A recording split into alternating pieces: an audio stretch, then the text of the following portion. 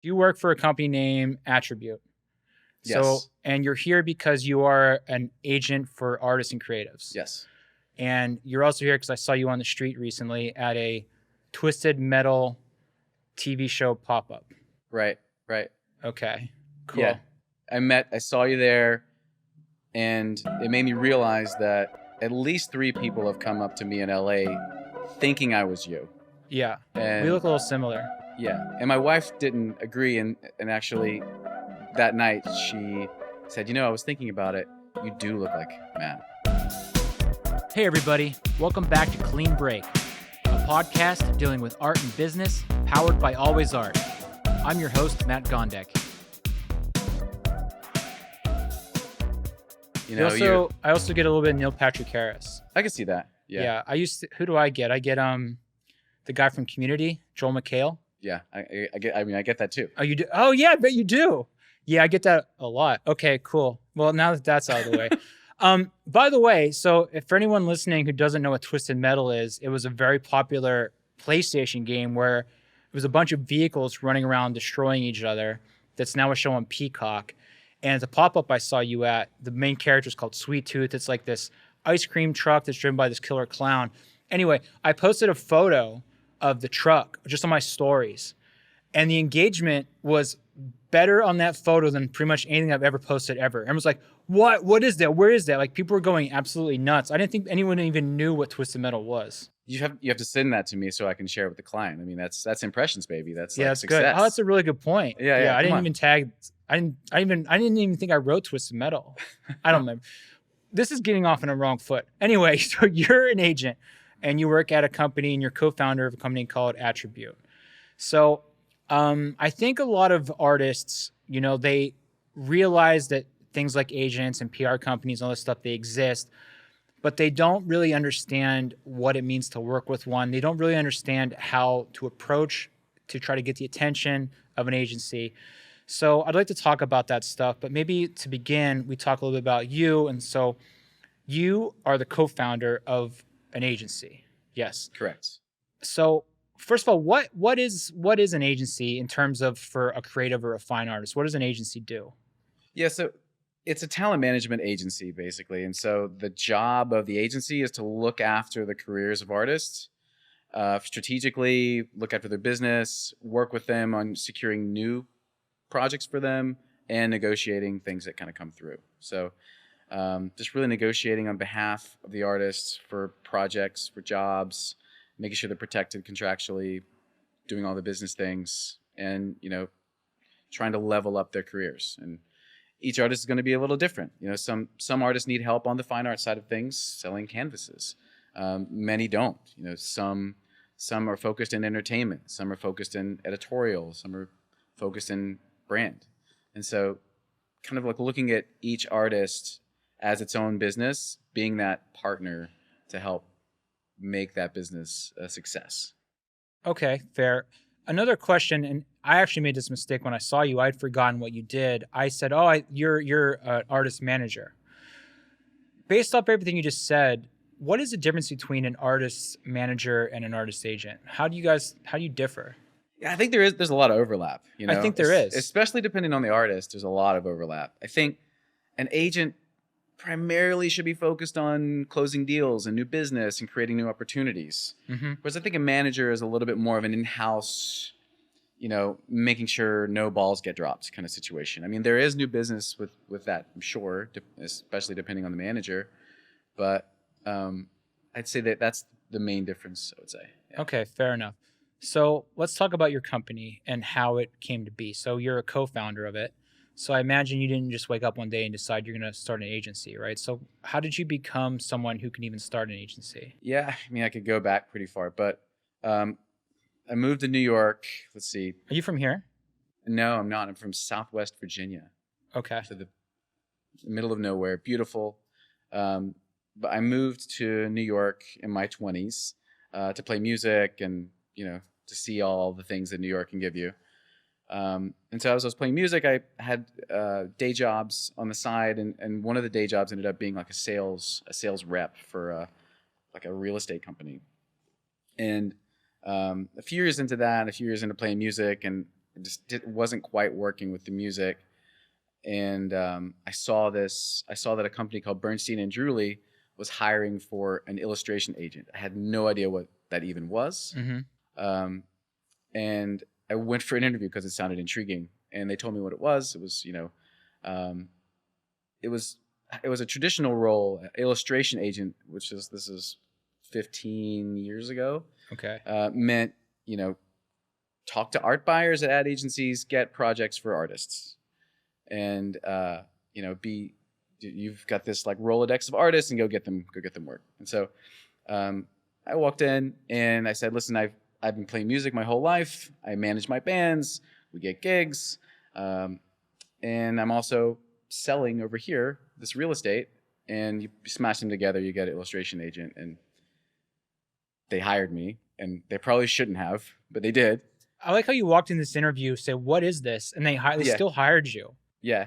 Wow. You must be good at selling yourself. I guess so. At the time, maybe it worked. I mean, it was meant to be. It was meant to be. And I guess the good thing about not knowing what it was is I didn't have any baggage with it. I did it my own way, and so when I kind of approached it a little bit more, maybe a little bit more like a Hollywood model, where I wanted to make deals rather than get jobs. If that makes sense. Yeah. So, okay.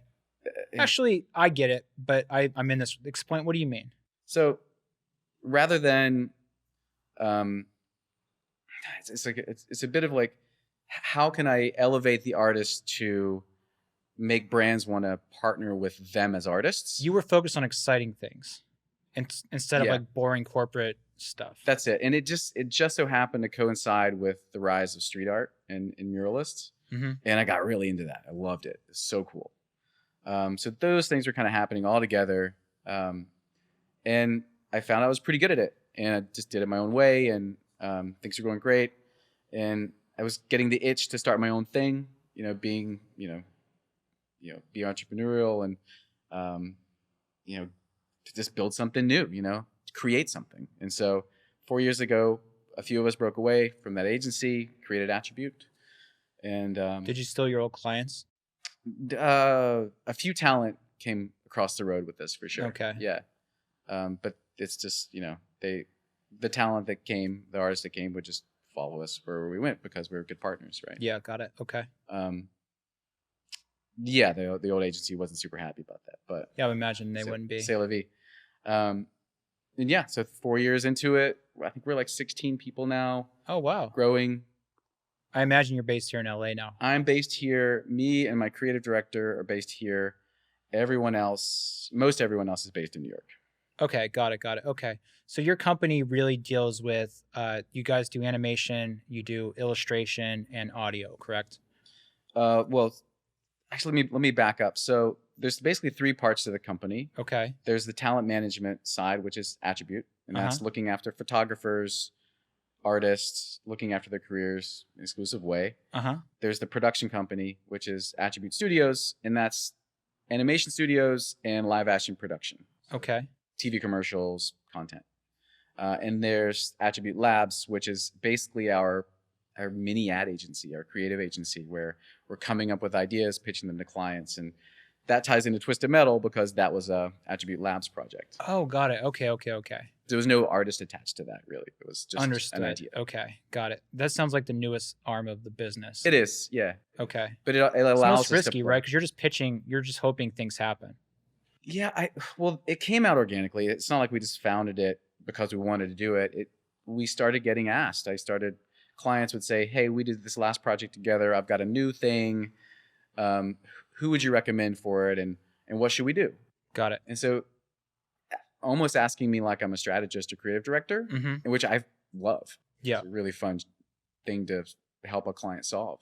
Got it. And so we just built a small team around it. Okay. So maybe for a lot of people listening who are younger artists who don't work with an agent, why would a company, we'll just say Coca-Cola. I don't know if you work with them, maybe you do, maybe you don't, I don't know, but I'm just picking them randomly. Why would Coca-Cola come to your company? Because, okay, so Coca-Cola wants to do an ad campaign for Christmas. Why would they come to your company as opposed to just finding an artist themselves? Yeah, I mean, it's a good question. They can do either. I mean, I guess one of the goals of an agency is to to make the buying experience of art or animation or whatever, to make that experience smooth and great, so that they would want to, they'd be like, you know what, I could go DM some random person on Instagram that's untrusted, that, you know, may or may not hit the deadlines, or I could go to that agency where I know that they'll take care of me. They'll, if I find it, if they recommend an artist, they recommend an animation studio, that There's studio's trust. professional. There's gonna, there's trust. There's also, obviously, if they come to you, you can suggest multiple creatives and artists for the project. Sure. Yeah. Absolutely. Okay, so how does your company nurture relationships with clients? Again, I'm using Coca-Cola as a placeholder. Like how do you even attract them and nurture that relationship? A lot of it's inertia. You know, you work with one client, you keep working with them, they move on to another agency or brand, and you just keep the relationship going, you know. And I think nurturing it by just providing value, you know, you want to, and being transparent with that client or that buyer. It's like, they want to know that you're that they're getting a fair deal, the fair shake, you're paying attention to them, you're taking care of them, and I, as an agent, want to do that for clients and buyers as well. You know, I want to make sure that they're feeling good about what we're doing. Got it. So what's like a typical week look like for you? It's like, that's the great thing about the job. It's all so weird and different. There's no like, I wake up at 9 and I do this call and I do that. It's just really, you just never know who's going to call or you know, what opportunity is going to fly through the door that you have to kind of like rope and wrangle. You know? Okay, fair enough. So sorry we're jumping around a little bit, but going back on topic of why artists should want to sign to an agency or creatives should want to sign to an agency. What, in your opinion, is positives and negatives of working with an agency? Okay. Maybe let's think of like why an artist should do it, right? Yeah. Why should an artist hire? Yeah, why not just do it themselves? Right. And artists you can do it yourself these days. I mean, it's totally fine. And it's great.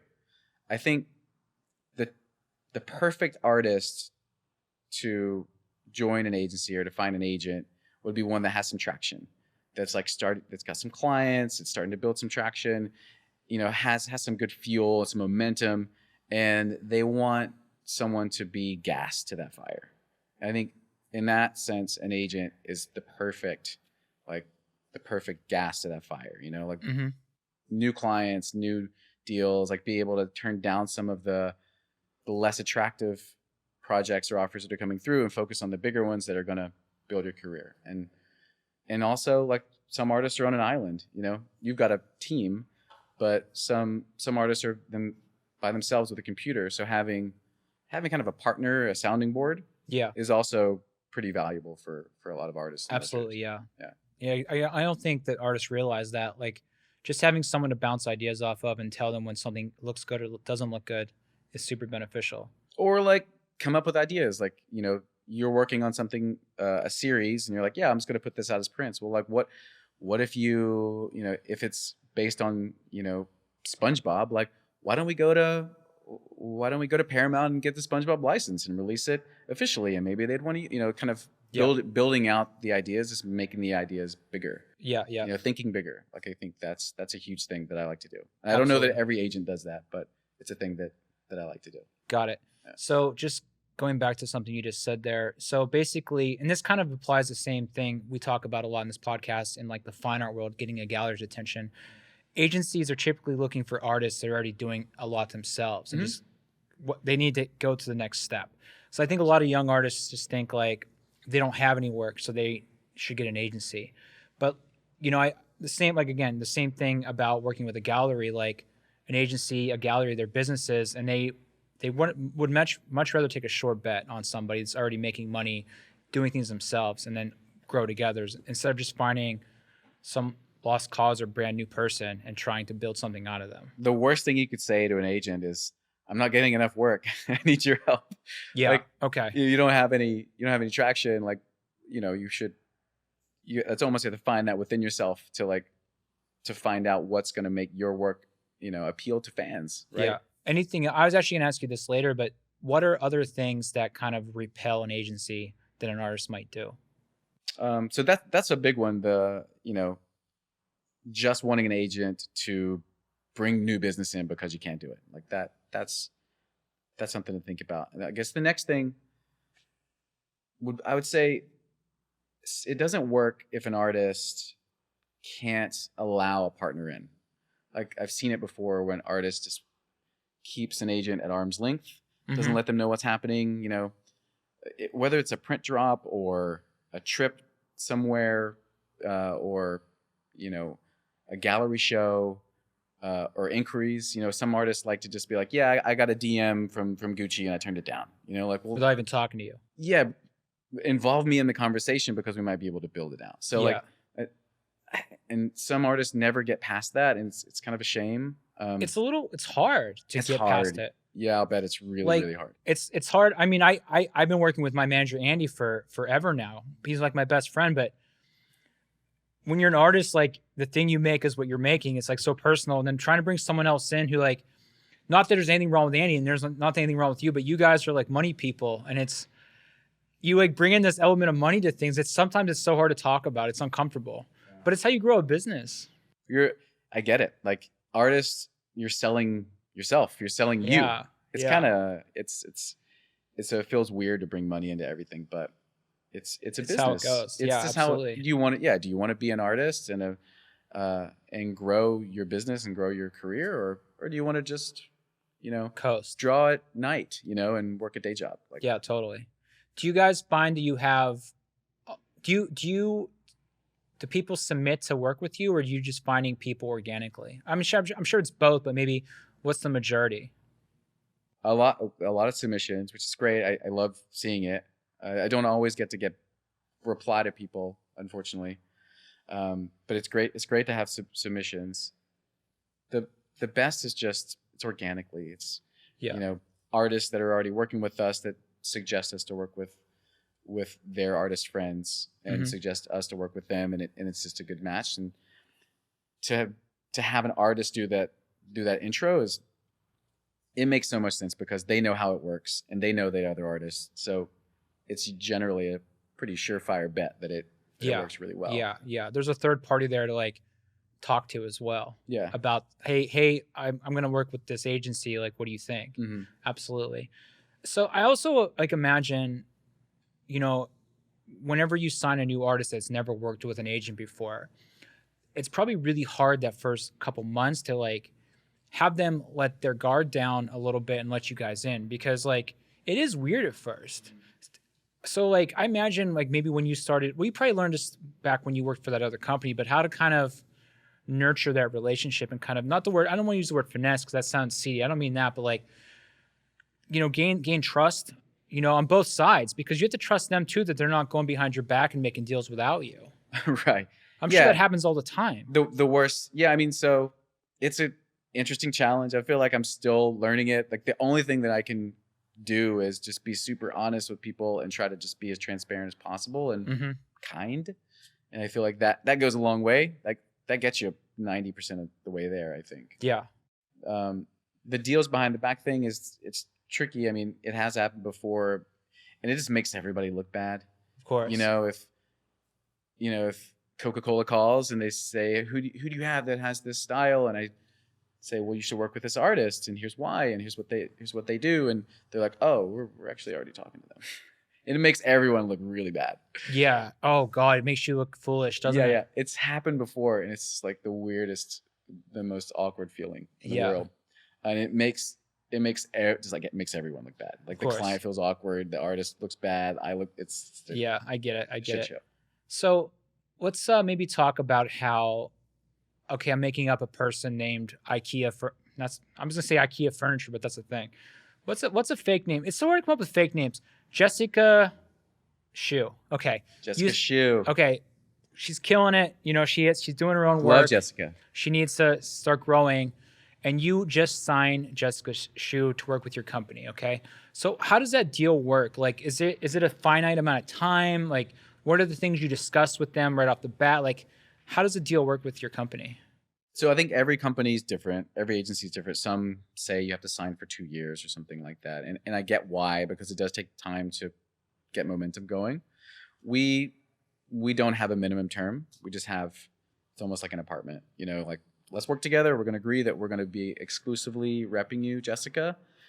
Anything, you know, if someone DMs you, we'll help you negotiate that. If we're going out to market for you, we're going to talk about your work, we're going to bring those in. So we would sign a contract laying out like what I'm going to do for Jessica and what she does in return. Can you just elaborate right there on just high level things that the things you are bringing to the table? Yeah. I mean, we're bringing marketing, sales, accounting, legal, all the business stuff. How do you market an artist? I mean, just like through your channels, like whenever clients come in, or are you actually going out and like doing advertisements? We're not doing ads. We're lots of sales conferences, sales trips, you know, newsletters, social media. Got it. Okay. Like a lot. It's a B2B world, so it's a relationship thing. So there's as much as newsletters and social media are important. It's really like being able to call someone and say, "Hey, you should check out Jessica. She'd be great for what you're doing." Got it. Right. So it's a really like a B2B thing. You know. Yeah. It doesn't like if our agency had 5 followers on Instagram, it'd be fine because at the end of the day, it's still your connections. It's a relationship. Yeah. Thing. Yeah. It's incredible how important having someone else vouch for you is. Yeah. Like just one person telling their friends can like make such a difference in life too. I mean, if you ever try to get a job and you're just submitting something through a platform, or you have someone on the inside being like, "Hey, you should check Matt out. He's great." Yeah. It's a whole different ballgame. Totally. Yeah. It's wild. Okay. So back to our fresh artist, Jessica Shu. So she's signing with your company and you're kind of giving a little bit of information here about what that deal looks like. So there's not a finite amount of time. Like it's very much, okay, we're turning the key on, but then whenever you want to step out. What happens though if, you know, she decides to work with you for 6 months and then you guys, and meanwhile, while she's working with you, she's working with Microsoft on a project. Your deal is over with her, and then 3 months down the road, you find out she's still working with Microsoft. Is that some kind of thing? I'm not trying to make you guys look out like a villain. Like, I'm sure that comes up. It's usually, I mean, there's like a protection there, I think, that says it's like 30 days after. I can't remember the exact term. I could figure that out, but there is a protection there. Just to prevent, you know, Microsoft's. I'm working with Jessica on a Microsoft job. Microsoft's like, "Oh, we want to give Jessica $5 million." And Jessica's like, "I'd love to not have to pay that 25%. And see you later, Attribute." And I'll just go take the $5 million. Yeah. You know, there's a protection there. Okay. But to be honest, like the reason why anyone would leave or we would part ways is because it's just not getting traction. It's like the opposite reason is why. Yeah. Got it. That anyone would. Okay. Yeah. You actually just answered my next question. I was about to ask you, how do you get paid? So it's from what it sounds like is you take 25%? 25% of the creative fee. Okay. Do the companies pay you, then you pay the artist, or do they pay the artist and the artist pays you? We do all the billing. Okay. Which is that's a super service. Convenient. Yeah. Yeah, it's a service. I mean, it's we find it really helpful for artists. Yeah. Yeah, artists are really bad at invoicing and keeping track of that. Plus, some are really good. Some are really, really good. Well, but also as a sole, I remember when I just did graphic design for 10 years. And like, if someone doesn't pay their invoice, what am I going to do? Send another nasty email? Like, that's pretty much the arm of my power. Shout out to Justine. Justine from my team will send that nasty email. Okay, perfect. Well, I'm sure you have probably some legal backing or some knowledge of how to actually, you know, because that happens to so many freelance artists. I mean, the first 5 years I would send final artwork without getting the payment. And then I would just kindly wait for fucking ever. Vanilla Ice owes me money. Vanilla Ice? He iced you? You got iced by Vanilla Ice? I got iced. Back when he was like like a rap rocker or something, I did a t-shirt for him for Hot Topic, and he never paid me. I know. What's the deal say? Is it a royalty-based thing? We should talk about this. Dude, it was like, thank you for wanting to work with me. I will make you an art. Like, I was like young, dude. This was so long ago. It was basically like, I'll make you something, you pay me. So this is what I'm getting at. Is like, I think a lot of young artists don't even realize all the things they're doing wrong just from out of ignorance. I didn't know. I was just so excited that someone was going to pay me to make art that I was like, yeah, sure, whatever, I'll do it. And I just did it and I didn't protect myself. I mean, there's a time for that though. You know, totally. As you're getting started, you're a young artist, Vanilla Ice calls you for a Hot Topic shirt, do it, you know?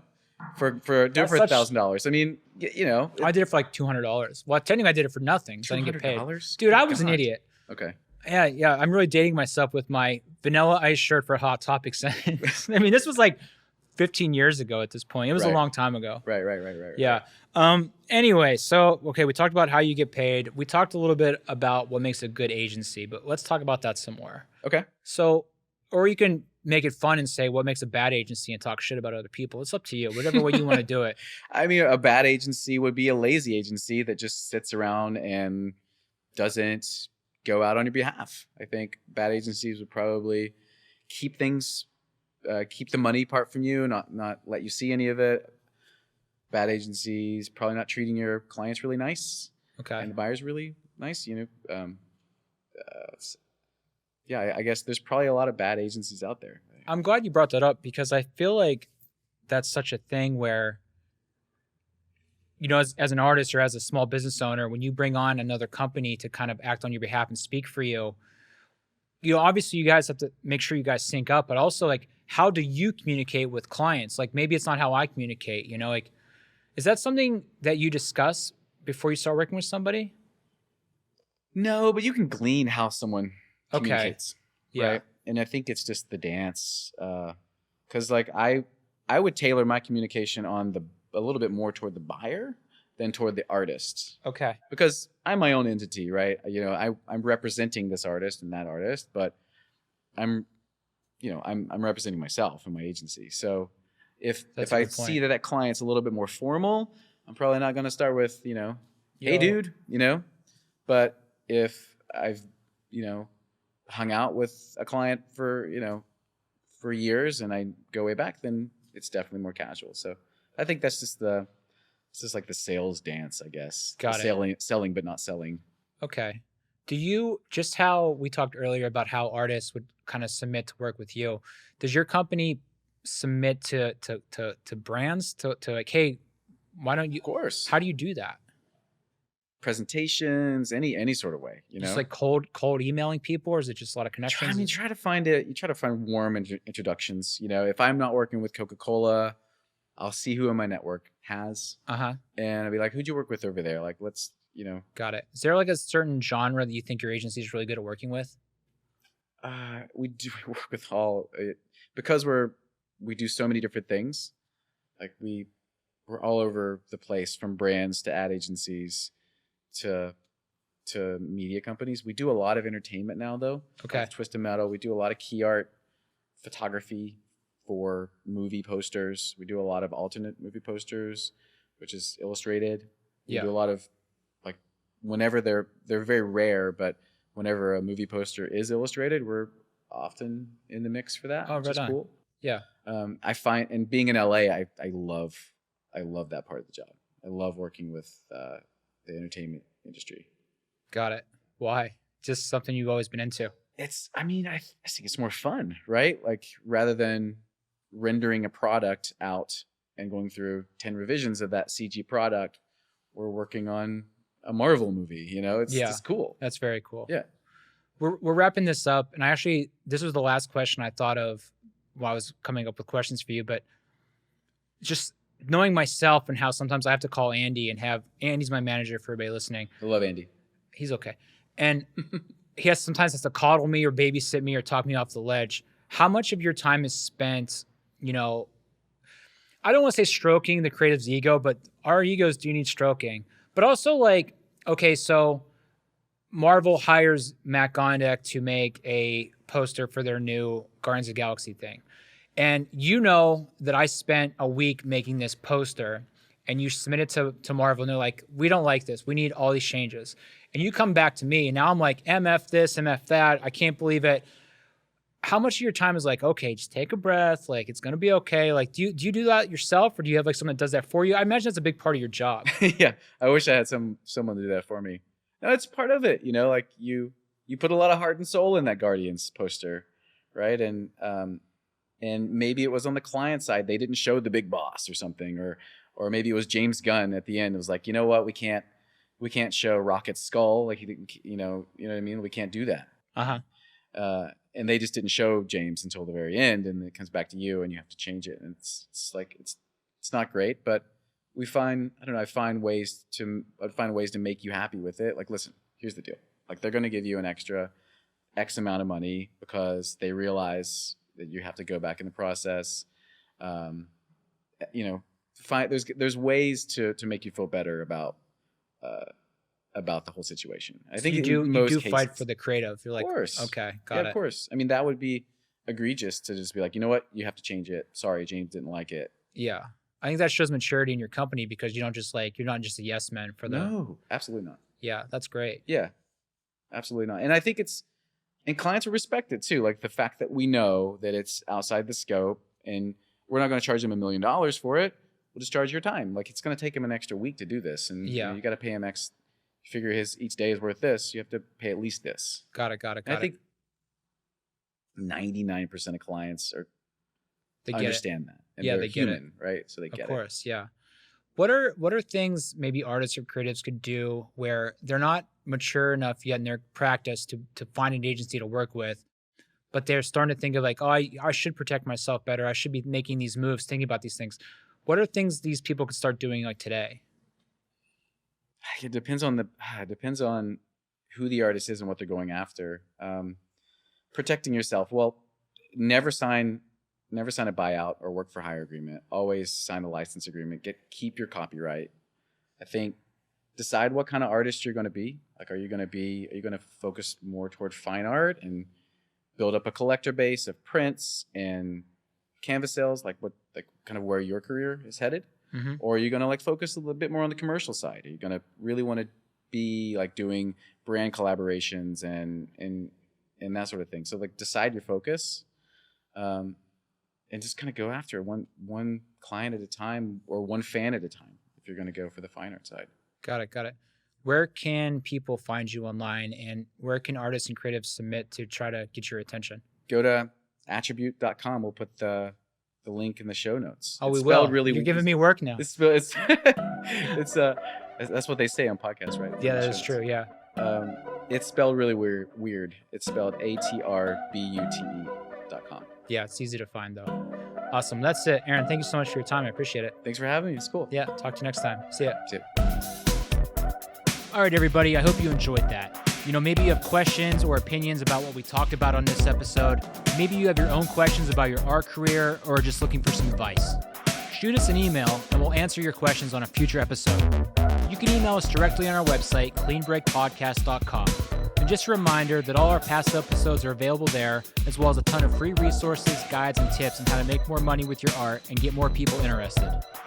This podcast is produced by Elijah Walsh, theme song by Ditch David, additional research by Ikram Dadar. I want to thank Patrick, Jason, and the Always Art team. My name is Matt Gondek. I'll crash you next time.